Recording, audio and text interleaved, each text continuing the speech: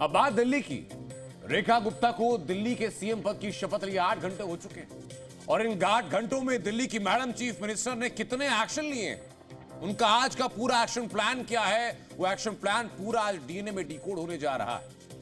दिल्ली में 27 सालों के बाद बीजेपी ने सत्ता में वापसी की तो तमाम दिग्गजों के सामने रेखा गुप्ता ने 12:30 बजे मुख्यमंत्री पद की शपथ ली।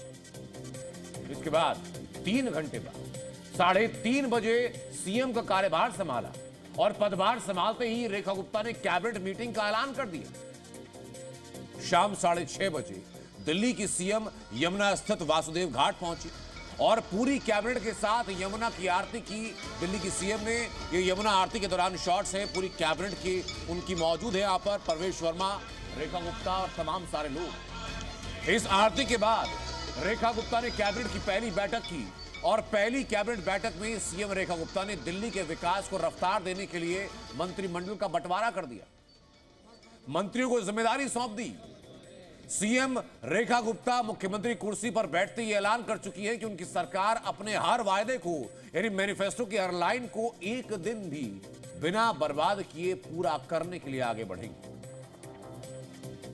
मिशन विकसित दिल्ली का है, उसको पूरा करने के लिए लगातार काम किया जाएगा, एक भी दिन उसमें से व्यर्थ नहीं होगा और एक एक कमिटमेंट जो हमारी दिल्ली से है उसे पूरा करेंगे। इसे कहते हैं चटमंगनी और पटब्याह। दिल्ली सीएम की कुर्सी पर बैठे रेखा गुप्ता को 6 घंटे भी पूरे नहीं हुए और उन्होंने साफ कर दिया कि बीजेपी ने दिल्ली की सत्ता के लिए उन पर क्यों भरोसा जताया।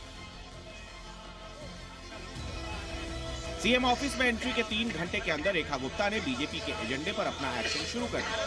रेखा गुप्ता ने पहले यमुना आरती की, उसके बाद दिल्ली कैबिनेट की पहली बैठक में बड़ा फैसला लेते हुए आम आदमी पार्टी सरकार के कार्यालय की तमाम फाइलों को खोलने का इशारा दे दिया।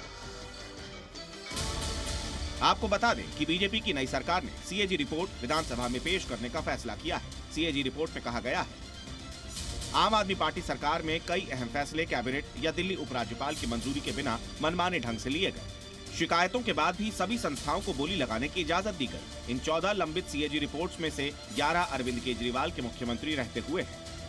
ये रिपोर्ट आबकारी विभाग, पीडब्ल्यूडी विभाग, डीटीसी, मोहल्ला क्लिनिक, यमुना सफाई से जुड़ी हुई है। इन रिपोर्ट्स में आम आदमी पार्टी सरकार की बड़ी चूक और असफलताओं की डिटेल होने की बात कही जा रही है।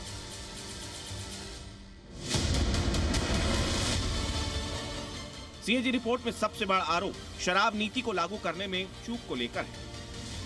ग्रुप ऑफ मिनिस्टर की तरफ से विशेषज्ञ पैनल की सिफारिश को नजरअंदाज करने का आरोप है और इतना तय है कि सीएजी रिपोर्ट पेश होने के बाद अरविंद केजरीवाल और मनीष सिसोदिया की मुश्किलें बढ़ सकती हैं, क्योंकि रिपोर्ट दिल्ली विधानसभा के पटल पर आते ही आप नेताओं पर जांच की आंच तेज हो जाएगी। ये मेरा दायित्व होगा कि सबसे पहले सदन के पटल पर सीएजी की रिपोर्ट आए और उस पर चर्चा हो।